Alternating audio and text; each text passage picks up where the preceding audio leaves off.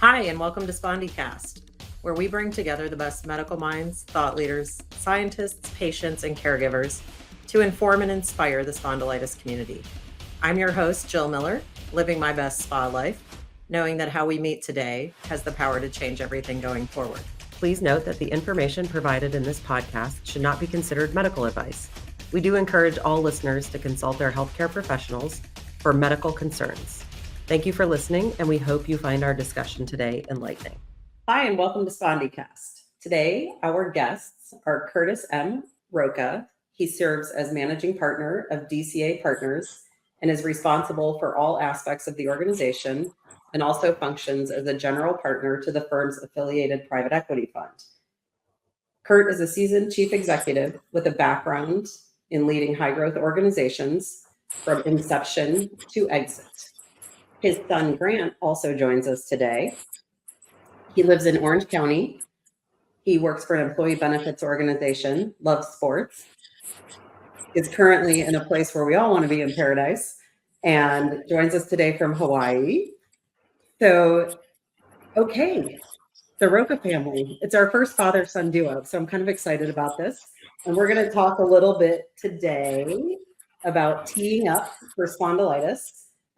Because your family has done some really great things to raise awareness for the spondylitis community and SAA. So on behalf of SAA, thank you.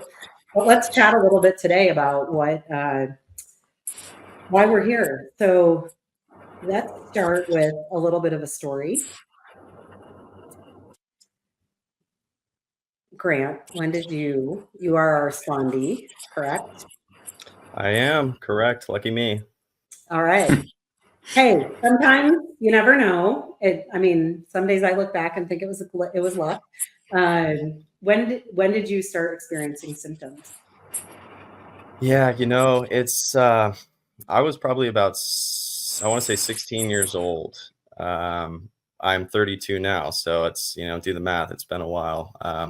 Got diagnosis at age 28, so it was a little over a decade in the making to get to that resolution. But I grew up a very active kid. I was playing every sport under the sun. Getting closer to high school, I kind of had to whittle it down to my two main sports were soccer and lacrosse. So I was always out playing one of those two sports, riding bikes, you name it, just being outside as much as I could and moving constantly. So it really started with a weird pain in my, come to find out, I didn't know what an SI joint was. That's exactly that's where the pain was coming from. And it was this dull ache that I just couldn't put my finger on. I'd broken bones in the past. I had pulled muscles, of course. So I knew it wasn't a muscle pain, but really just couldn't put my finger on what it was. Tried various things, going to doctors, trying to explain my pain. They're like, without digging too much further into it, you're too young to have significant back problems. Maybe we can just take a look at a course of ibuprofen or a few other things. Explored the chiropractor route, which did help for a period of time, but it was, a little bit more of a band-aid for a situation like this than, of course, a real fix. So that was the beginning of it. And it would come and go, right? Where it would show itself, flare up a little bit. Sometimes it would be worse. Sometimes it would just be kind of in the back of my mind. But it would always soon after, let's say a week or two, it would fade away. And I'd be like, oh, that was weird, but I'm just going to ignore that and keep moving on with my life. I'm an active kid. I didn't think too much of it. So I want to ask Curt a question, because we covered a little bit with you, Grant. What was it like as a father going through this with him?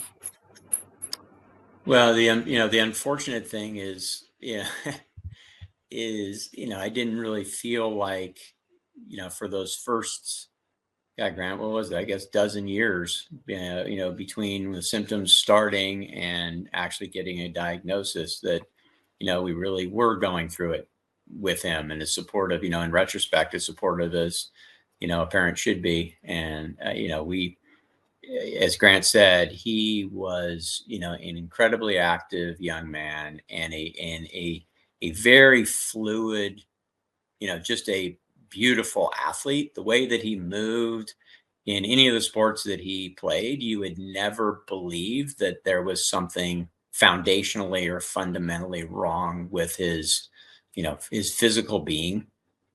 And so I think, it was, and he's also very tall. I mean, he's tall, he's thin, he's 6'3", and just, so I think a lot of times people, including, myself, attributed to aches and pains to, normal aches and pains, growing pains, however you want to characterize it, because, just looking at him going through life and his being and the way that he carried himself and the way that he moved, it was just really, really hard, like I said, to believe that there was something foundationally wrong.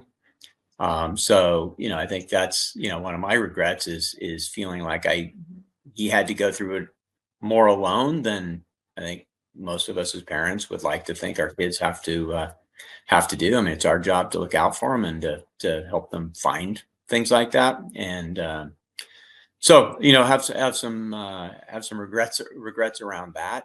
But since he's been diagnosed, just been very, very proud of how he's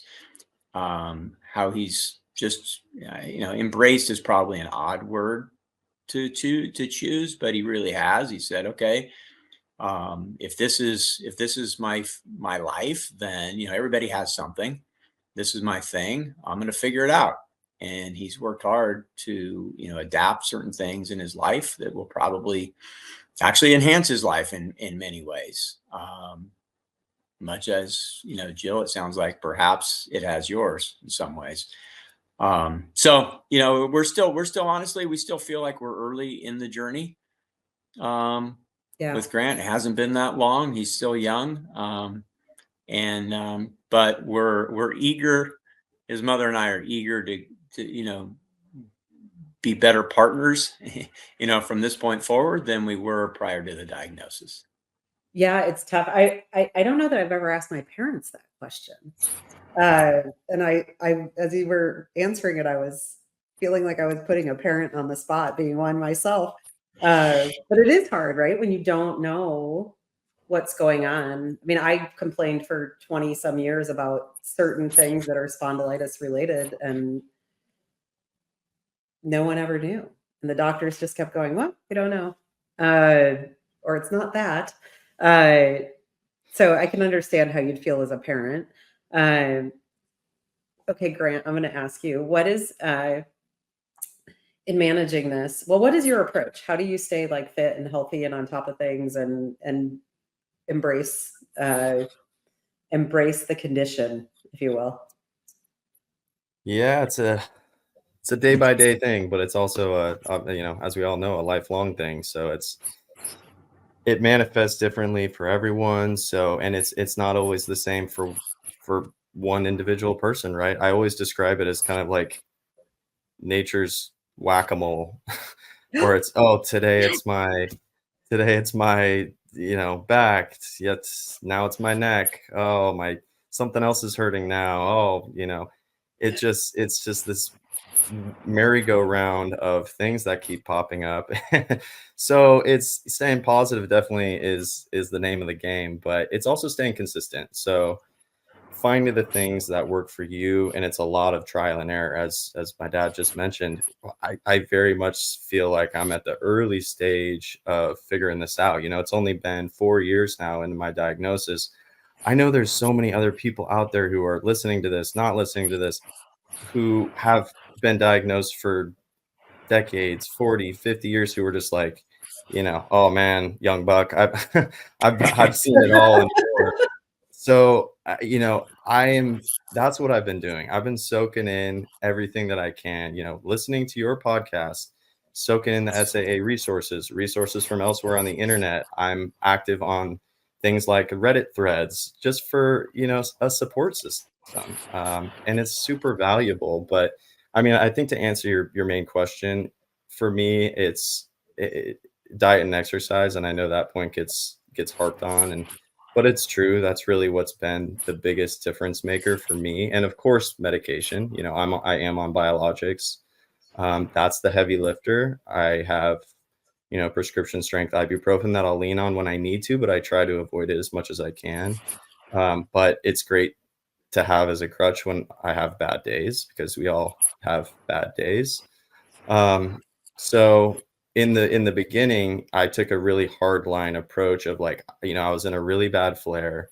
I had just gotten diagnosed, just gotten prescribed Humira for the first time. I've since jumped around with different medications, but so it was kind of a shotgun approach of being as active as I possibly could be, eating as clean as I possibly could. And then since then, and just kind of getting to the bottom of that first flare and getting it to a manageable point, I could kind of reintroduce things. So now I'm not nearly as strict on my diet. I still try to eat as clean as I can. But for myself personally, I have found that movement has been the biggest difference maker. I do work an office job, but I'm traveling around on meetings. It's a sales role, so I'm in the car a decent amount. So finding ways to help yourself there, right? I use a standing desk every day. So I stand for days that I'm in the office. I stand, for basically 8 or more hours at a time, and just try to move around as much as I can, go on walks, break it up in the middle of that. So those are all different ways that I've found to help myself through the Yeah, process. the movement. I just remarked to somebody this afternoon. I said, I'm really excited because I have 35 days of travel coming up between now and the end of the year. And they were like, are you nuts? I was like, it's so much better than being in the office. Yeah, no, it's, to me, the movement is so important. Okay, so have you had one single moment that was the most challenging, you think? Like when you thought you had it and then flare? That's a hard question. There's been a few. I think honestly, my hardest moments were actually pre-diagnosis, when I still had so many unanswered questions. I remember this one singular moment when I was actually on a vacation trip with my girlfriend, and we were in Hawaii, ironically, where I am right now. But it was a work trip for her, like a awards trip, and it was with her company and plus ones. And here's a group of people who are, significantly older than I am, leading this charge to go do this. And traditionally, this would be something I'd be all over. I'd be like, yes, absolutely, I'm there. Let's go chase waterfalls. And I was just in so much pain that I just had to say no to everything. I could barely get in and out of this tall Jeep that we had rented for the week. And I just remember sitting down on a chair at one point, thinking to myself, like, this is no way for a 30-year-old, or, at the time, I think I was 27, for a 27-year-old person to live their life, especially someone who likes living the way that I do. Yeah. So, that was a very, very memorable point in the process of just like, I really need to dig deeper with this and get the answers that I need and deserve. Cause that's, I see the stats with ankylosing spondylitis in particular. What is it on average, a 7 to 10 year window of maybe symptoms to diagnosis. And that's just, sad. And It's not okay. it's unacceptable. You Yeah. have to So fix it. That's what I'm doing with the second half of my career, of my third career. yeah, well, and It's that's not. what you're doing right now. You're bringing awareness. And Jill, I know this is the first time we've met and spoken, but I've followed Spondycast from the beginning. I remember seeing the first episode drop. I was like, this is awesome. So listening to that, and I've listened to a number of episodes since. I kind of fell behind at one point, so I might have to have a binge session here in a bit and catch up on some of the new ones. So I know you've had a lot of good people on here, and it matters. It really does matter. So I just appreciate all the work you're doing, and SAA as a whole. Yeah, thank you for that. We like to think it matters, and I reached a point where I didn't really talk about my own at work. I was out for a few years with it because I was so ill. And when I came back, I didn't really ever talk about it. And then I realized like a few years after that, I was like, oh, I know I'm blab, and some people are like, the host talks too much, but it's really important because there's a lot of people that I think that don't. To me, it's really important. It's like the most important thing I do besides get up and come to work in the mornings, but maybe more important. But that doesn't, Well, I don't know. I don't think I want to balance those, but it's really like when I hear from people like, "Hey, this changed something for me," or "I took a step forward." And yeah, so thank you for that. I don't usually get, I always get emotional, but okay, let's change the subject. So I want to talk. We brought you here today because we're going to talk about the L5 Investments Capital Cup. And Curt, I'm going to let you talk about it a bit, and we're going to talk golf. Talk golf. Who doesn't love to talk golf? So it's an event that we started about 10 years ago. This will be the 10th year this year. And the concept is it kind of was spawned off of the Ryder Cup concept, which is, really it's a little bit like the team-based Olympics. Golf is traditionally an individual sport, but the Ryder Cup is really the only event that converts an individual sport into a team sport. And so we took that concept, and every year we bring 32 business leaders from the Sacramento region together, each of whom adopts a cause that is particularly special to them. And then they raise money for that cause throughout the course of about a 90-day period. This year, the event is occurring in mid-September. And so each of the 32 people picks a charity that they want to support. They reach out to all their friends, family, colleagues, people they've never met to solicit donations for that cause. And then we play a 3-day golf competition that's Ryder Cup style that is, competing for a $100,000 prize pool. And that $100,000 prize pool gets divided up amongst the players on the winning team. And most charity golf tournaments raise roughly $35,000 or so for their individual charities. And so what we've been able to do is sort of put one event together, and each one of the golfers will raise on average more than that $35,000. So on a good year, I think this year, our goal was to raise $2 million for the 32 charities that are being supported. Spondylitis Association being one, and certainly the one that's nearest and dearest to my heart, and certainly Grant's as well. So that's what we've been doing, and that's what we're doing again this year. And we're excited to be supporting the Spondylitis Association. That sounds like a blast. It is a blast. Yeah. I might have to move back to move to Sacramento. And so Sacramento. Okay. You're in the general neck of the woods. I have a map in my head at the moment. How many years have you been doing this for SAA? You've been doing L5 for 10, but. Yeah. So, I had originally been doing it for the Leukemia and Lymphoma Society. And because we had a friend who lost his wife to leukemia, my wife lost her dad to lymphoma. And so blood cancer has been something that plagued the family and friends over the years. But once Grant got diagnosed, and we sort of knew that there was something there that was real and identifiable and that could be pursued. Probably like every parent who has a kid dealing with anything, there's no more important cause than that. And so quickly switched the allegiance and the fundraising over to the Spondylitis Association. So I think this will be our 3rd year supporting the Spondylitis Association. That's amazing.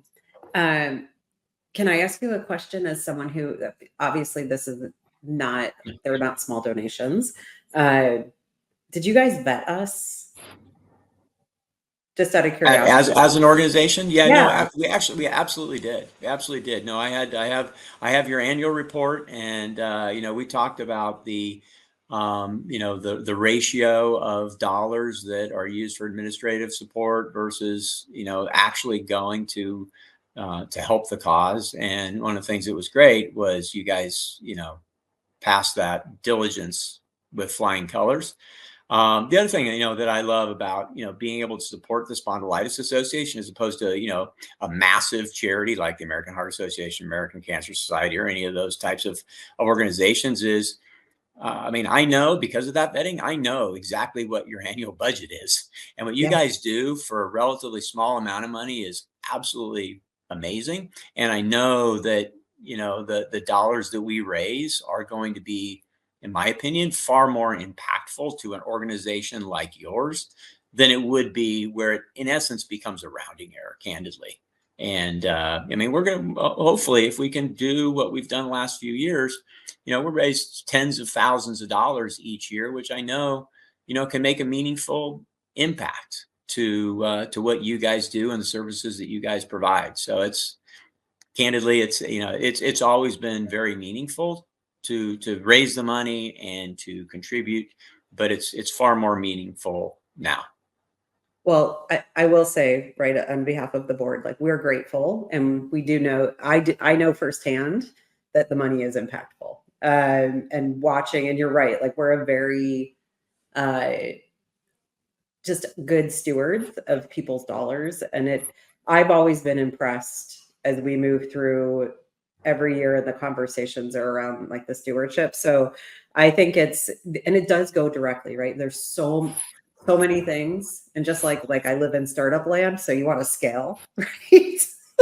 There's so many, like, I have so many things we want to do. And I think the whole board does. And we are like, we talk all the time about, like, how do we extract pain? From the conversation, how do we extract the time to diagnosis? And it's really exciting. And as as I've been around for the last few years, it's just been such a pleasure. And to have, I don't know that I always even did due diligence on where I would put money, but I now do it. So I was curious. Sorry, that was and it does matter, right? It does. And it matters a lot, not just to people like myself or Grant who are hitting people up, to contribute, but to those people as well. Because I actually get asked by people when they're making donations the same question that you asked, and actually in some cases want to know what some of those ratios are and how the funds are actually going to be utilized to make the lives better for the people who are dealing with the disease. Yeah, I shouldn't say this out loud, but I'm going to propose that we start moving toward impact reporting. So I think that's really important, but that's my day job. So okay, so Grant, what did you do last year at the tournament? I participated as the #1 caddy in the game. The number one. Yeah, so I was out there wearing my bib, supporting my dad. So I think that was that the year 2? I think that was year 2. Correct me if I'm wrong. Could have been year 3, but of being out there as a caddy. One of these days I might find a way to finagle a golfer spot for myself, but I think I need to get a little better at golfing before that happens. But it's just such a fun day, very cool experience. The third day, it's a 3-day event, and the third day is when everybody plays with caddies, and so it just becomes such a day of camaraderie, and everybody's out there for supporting their own causes. So it's competitive, but it's also just so much fun. So yeah, luckily it's Granite Bay Golf Course, which is kind of our home turf, a course that I grew up playing on occasion. And my dad has played many times. So luckily I didn't need to advise on too many shots because he knows what he's doing out there. But it's really just fun to be out there. And, I'm caddy / beer boy. Okay, But so it I is, want to know if I can come and drive the beer cart. you know what? The golfers would love it. Okay, I'm in. Come on there. up. We'll get you, I, we'll get you, we'll get you we'll get you a spot and a good cart and off you go. yeah, I'll Absolutely. just pack it with beers and we'll raise money that way. You will be by far the most popular person of the event. Done. I'm in. I'm going to put it on the calendar. So yeah, I would totally do it, by the way. Just All so right, you well, know. hey, Okay, I'm you in. know, we have it on tape, I think. So You do, and I've you're got family, committed. and I've got You're all family in. in Roseville, so I would love to pop up there. I think I emailed one of you right when this got scheduled. Was it you, Curt? I was driving from.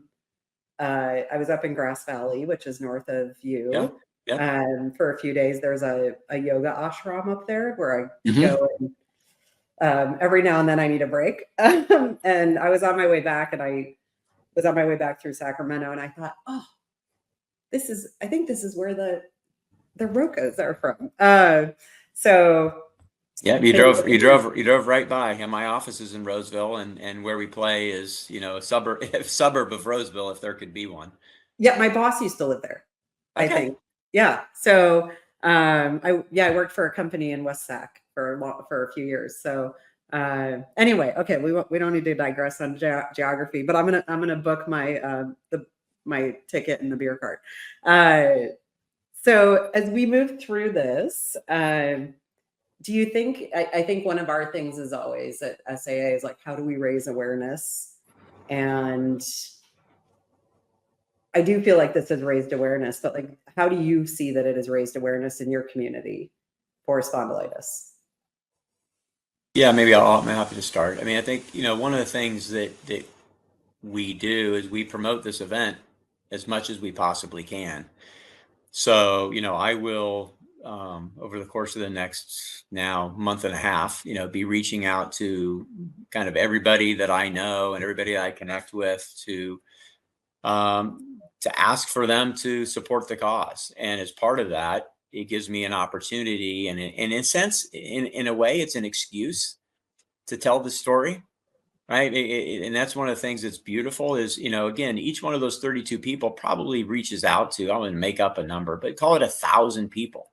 Right. So that's 32 people, 32,000 people who are getting educated on a cause that they might not otherwise, you know, be aware of. And one of the things that's, yeah, I think really impactful to all of us as players is hearing about the other charities, candidly, that everybody else is playing for that we've never even heard of. Yeah. I mean, when Grant was diagnosed, right, probably a little bit like you know, you're going, God, I can't even pronounce that, you know? And so, you know, most people have never heard of it. And so it gives us an opportunity to help to tell the story, educate them on the existence of spondylitis. And then they get curious and they drill down. And then all of a sudden you start hearing the stories of, oh, you know, my dad has been, you know, has had that for 40 years, and these people, and, you know, it's amazing once you start telling the story. You know, what is the saying, the 6 degrees of separation? Yep. It's, you know, you stumble on all kinds of people who have either overlapping or at least similar stories. So just the outreach is one. The other golfers and their awareness, you know, is a second.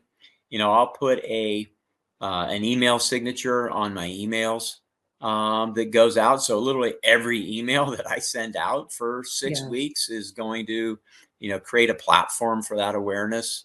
We also get a fair amount of media coverage.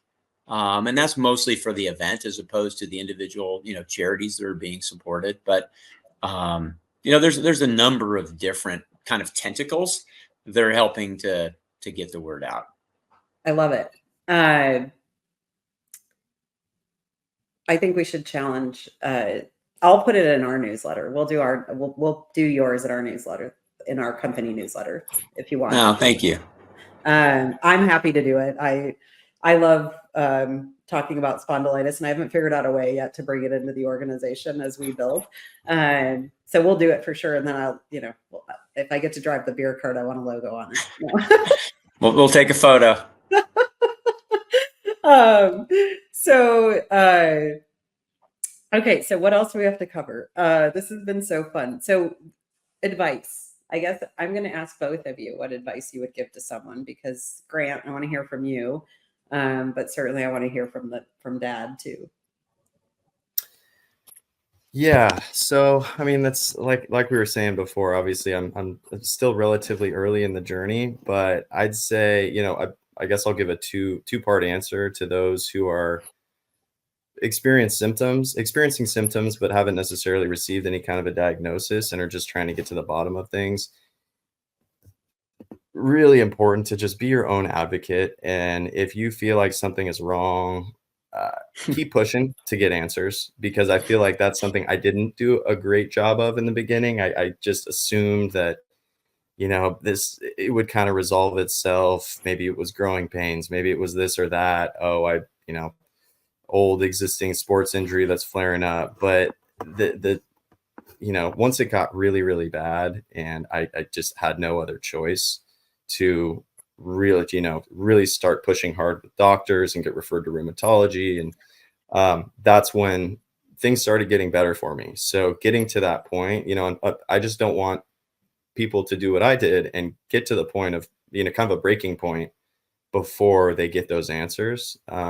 In an ideal world, we got to get education out there so that they can get those answers a lot sooner. And then on the flip side, after diagnosis, I'd just say stay positive and stay consistent. That's what I try to do. It's every day is different. Sometimes you'd be feeling great on Monday, wake up on Tuesday feeling funky in one way or another or multiple ways. And, just figuring out what works, and just do the trial and error. That's really it. Like we were saying before, it manifests differently for everyone. So try something. If that doesn't work or help, drop it, try something else, and lean on the resources of SAA and beyond. There's a lot of people out there who are going through something that's similar to you. You just got to find them, because it can be lonely if you don't have anyone like that or an organization that is supporting that. So I'd say that's my biggest advice to anyone. And now that I'm out there on the Spondycast thing, if anybody wants to reach out to me directly, I'm open to that kind of stuff too. And I know you've had so many other good people on this platform. People are doing amazing things, running marathons and running triathlons, and the doctors who are doing amazing work and research to further the awareness, but also, the treatments and cures for this kind of stuff. So there's just, that's all I can say is generally if you reach out to someone for help, they're happy to help you, and it can give you a sense of community, whether that's the point or not. But that's what I would say. We're stronger together. Not to go back a few years, but I mean, when we start to connect, like we become this more powerful machine. Are you one of those people like I am? I don't know if I've ever admitted this out loud, but I'll hear people like in the locker room at the gym and they'll be like, I've been having this lower back pain, and they're talking, and I'm like, let me give you a number for a rheumatologist. Are you one of those people? I try not to frighten people too much, but yeah. I know it is funny though. Once you start talking, I mean, I've had that situation come up. And it's really, when it generally tends to come up when I'm talking about my story, and they're like either themselves or someone that they know, or their son or their daughter or cousin, who's like, you know what, they've been having this thing and they've gone to a couple doctors, haven't been able to figure it out. You know what, let's explore this, and it could be worth checking out a rheumatologist and going down that path. I generally don't tend to just give that advice willy-nilly to someone who's saying like, oh, I yanked my back muscle. But if so, I have I don't know. 6 strangers who've been diagnosed because of Really? that. Yeah. Oh, well, maybe I should start doing that more in that case. And my rrheumatologist probably owes me a check, but I'll let her off the hook because she's a wonderful human. Your next appointment's free. But yeah, I've done it, and I'm always like, but you have to let me know once you go. Couple weren't strangers. They were people I knew a little bit, but okay. But yeah, I don't discourage it, and I don't like to give advice, but I always am like when I hear someone suffering, especially when I hear women talking about some of their issues, I'm just like, and it's scary, right? Like I know people who've had symptoms for years and they've not been directed toward that rheumatology, and when they find out, it's like devastating because you're like, what was I waiting for? But it's also scary to go to the diagnosis, right? It's scary to like pick up the phone and go to the doctor. So, okay, Curt, what is your advice? Yeah, the unfortunate thing is, I think, as I thought about the question, most of the people who I would have potential advice for are probably never going to be listening to this podcast because they don't, the unfortunate thing is they don't know to do so. Yeah, But in the off chance that one of them stumbles their way here, it's don't make them, the same mistakes that I feel like, we did in terms of, don't just assume that everything's going to, be the optimist, things are going to get better, and drill down. The thing that's hard is none of us, we only have one body, and we only go through life one time. And so whatever we're experiencing in our own body, we don't know how much of that's normal and how much of that's not normal, especially as a kid, right? right. And so, they're going through it and not knowing, okay, is this normal? Is this not normal? Well, if Grant's mom and I had it to do over again, there's no question we would have said, well, don't know if it's normal or if it's not normal, but rather than assuming that it's normal and that time will heal it, which, as we all know, it often does, instead of taking that approach, I think, we would turn that on its head and say, well, we're going to run this thing to ground until we rule out all the things that it could possibly be. And if none of those check out, then we'll assume that it's normal. And so I guess that would be the somewhat backhanded advice would be to, if someone is experiencing symptoms that are consistent with spondylitis, drill down and it's go through the protocol to determine whether or not it's a likely candidate, and then continue to track it over time, even when the doctor tells you, nope, it's not that, or you don't have the marker, or whatever the case may be. If the symptoms persist, continue to keep it on the radar and don't just write it off because someone at some stage through the diagnostic process tells you he or she doesn't think that what you're experiencing is related to spondylitis. Yeah. So, And you'd be surprised the number of people who listen that are not diagnosed. I've heard from quite a few are like, I'm going through it and I stumbled on this. So what would you say to a parent whose child has just been diagnosed?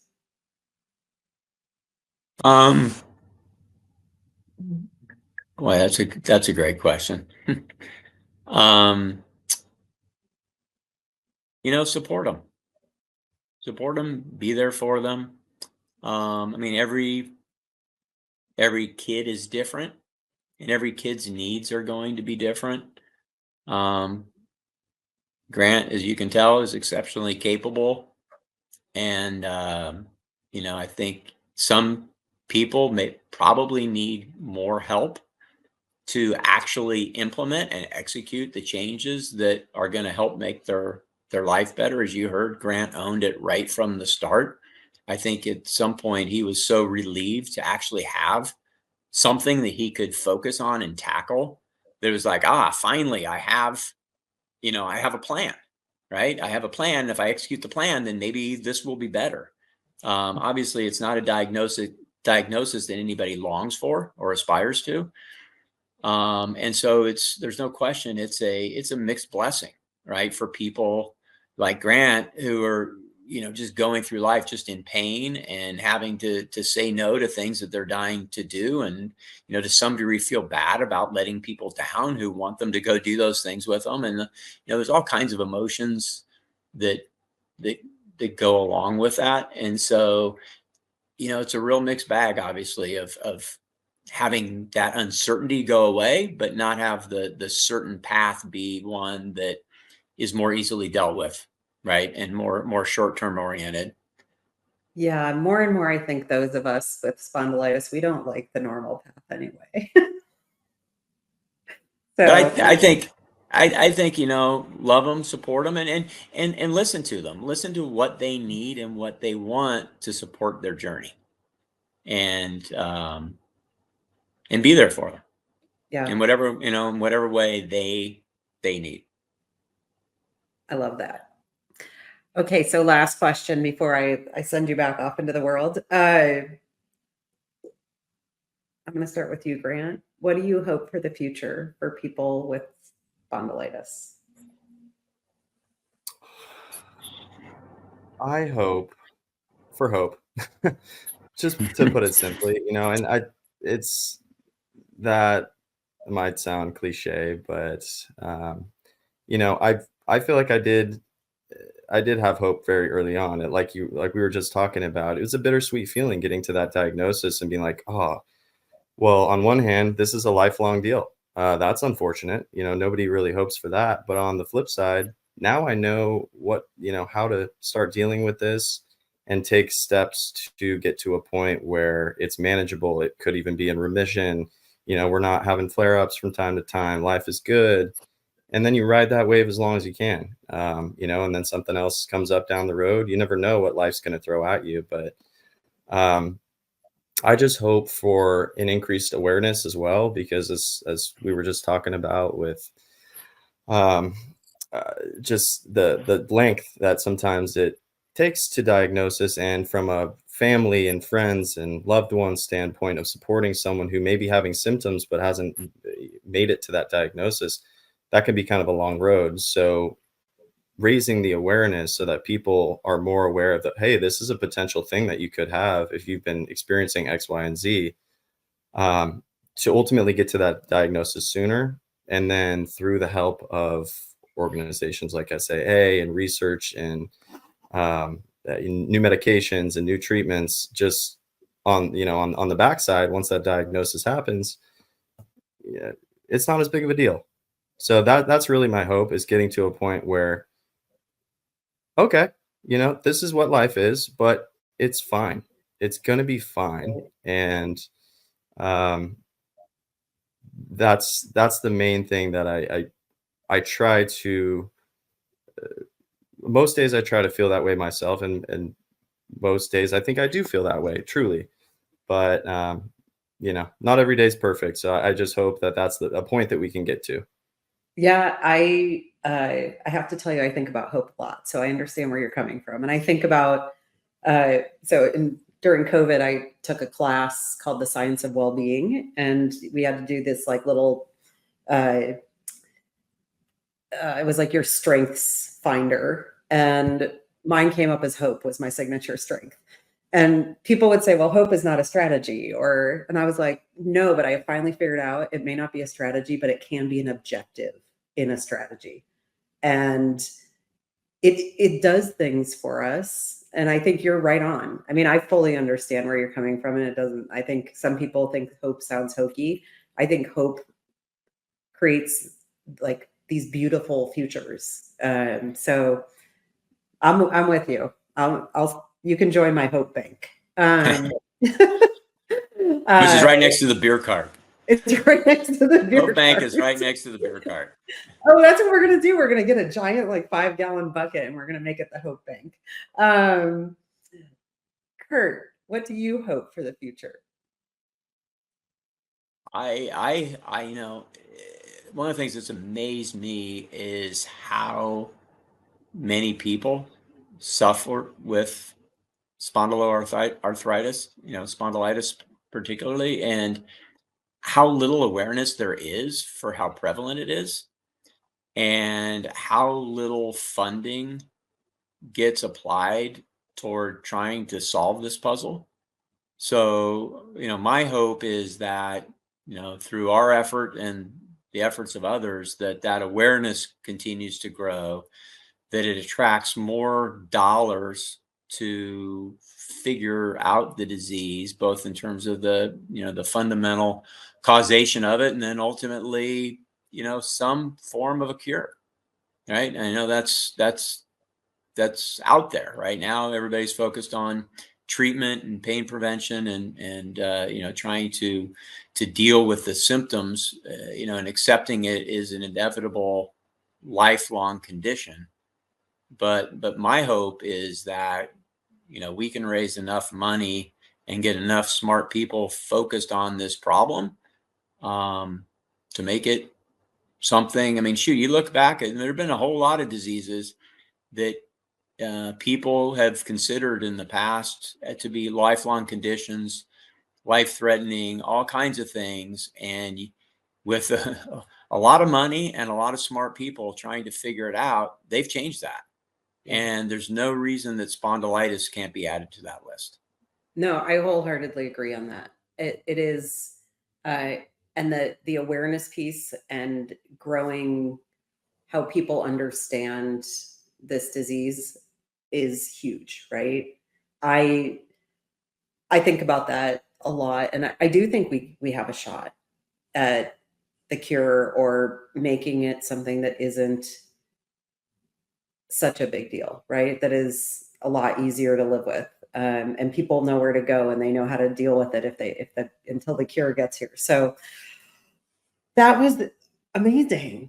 Okay. So anything I missed, and let me ask you this. So where can people, if they want to donate, to the, L5, how do they get in touch, or can we put a link to the fundraising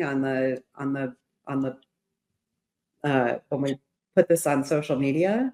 Yeah, no, I think actually the Spondylitis Association has a fundraising page set up. So I think just going to your website. The other option is people can go to the L5 Capital Cup. That's capital with an A, Capital Cup, and just Google that, and it should take you to our webpage, and they can donate to me, Curt Rocca, or the Spondylitis Association. All the dollars that we raise. That's one of the other things that we're proud of on the event. Not to digress too much there, but you asked about, auditing of the Spondylitis Association and how much of the money actually goes to the cause itself. One of the things that we're proud of for this event is every one of the golfers pays $2,500 just for the opportunity to participate in the event. And so that covers all the expenses of the event, plus a portion of that goes, plus sponsorships, creates that $100,000 prize pool that I was talking about. So this is one of those odd events where over 100% of the money that we raise actually passes directly through to the charity. So there are no expenses. The donation dollars don't go to cover us playing golf or our beers from the beer cart lady or any of those kinds of tips for the helpful beer lady. This is a dream trip come true. I've always wanted to be a beer cart girl. Yeah, that's amazing though, that you guys are able to do that. I mean, so I did find it, and I should know better than to ask the question before I know the answer when it's on the website. No, but that's wonderful. I appreciate the question, and we would love if people would do it. Like I said, all the money, all the money goes straight to the Spondylitis Association. And so it's a wonderful and easy way to contribute and support the cause. And then, the more money, the way that the money gets divvied up, that $100,000 prize pool gets divvied up amongst the winning team based on how much money each one of us raises. So the more money that I raise, for example, the higher the percentage of that $100,000 that I would be entitled to receive should our team win. And there's only 2 teams, right? So at least I have a 50-50 shot. Yeah, right. So so you all raise independently, and some of that money goes directly to the organizations, and then there's another $100,000 on top That's right. So I'm raising money for spondylitis. So every dollar I raise goes straight to the Spondylitis Association, whether my team wins or loses. But if we win, in addition to that money, we get a share of the $100,000 as well. That's incredible. We plan to win. So, having people donate will help, because there's, in essence, it's a form of matching funds, right? That will help make the dollars go further. All right, so we are going to see If everyone listening to Mr. Spondy Caddy over here, sorry to interrupt, but if Mr. Caddy over here has anything to do about it, we're gonna win. We're gonna win. All right, well, Yeah. I won't sell. I will stop selling you beers at 2. I do have a pretty good track record with the current caddy, so we're feeling good.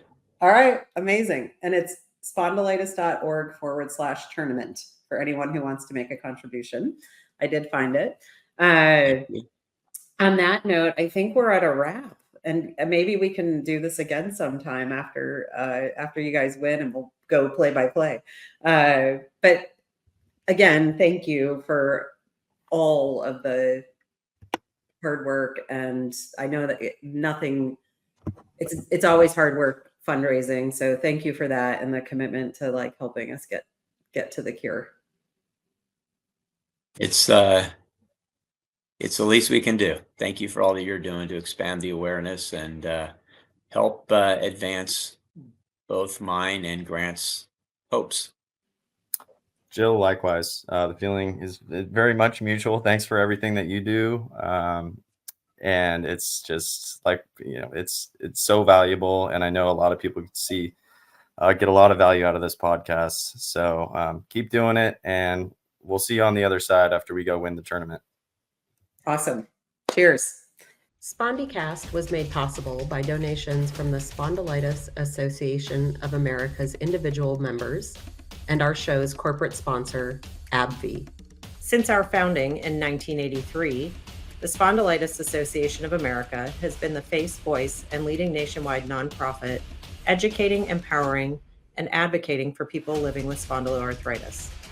Through our extensive work with patients, the medical community, and partners, we provide information and resources to help people impacted by the disease live better lives and champion research to find a cure.